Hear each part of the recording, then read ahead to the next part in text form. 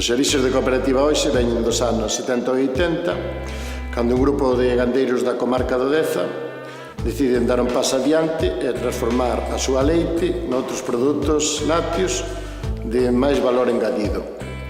O arranque, os inicios foron duros, non foron capaces de poñerse de acordo en moitas cuestións, non todos tiraban do carro á vez, e en pouco tempo pois sufriron perdas e casi se disolveu a cooperativa.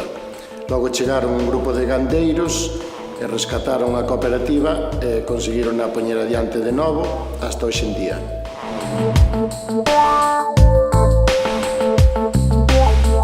Estamos no mellor momento da empresa. Nestes momentos o noso queixo ten presencia e marca no mercado, tanto no mercado galego como fora de Galicia, e os nosos queixos son recoñecidos e véndese tanto en tendas tradicionais como en grandes supermercados.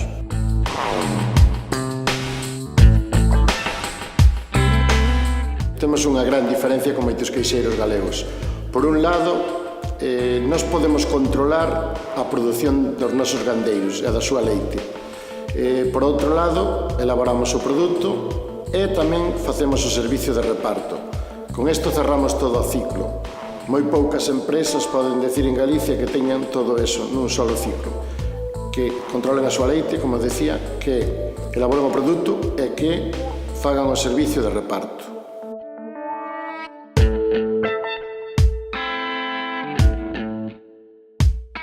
Bueno, os nosos planes de futuro son seguir crecendo como empresa neste mundo rural e agrario tan debilitado por as políticas que se levan desde outros centros industriais ou centros económicos.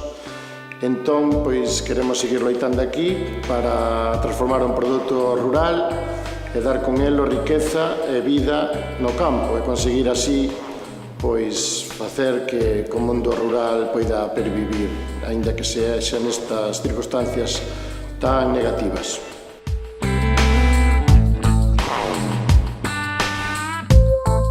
Etiquetar os produtos en galego no noso idioma é o máis normal. O contrario, non etiquetalos en galego pois sería renunciar a nosas raíces, a nosos orixes, a nosas tradicións. Os nosos queixos falan en galego igual que a nós, porque lle estamos dando unha orixe, estamos lle dando unha identidade, estamos dicindo que os nosos queixos son galegos feitos por xente galega.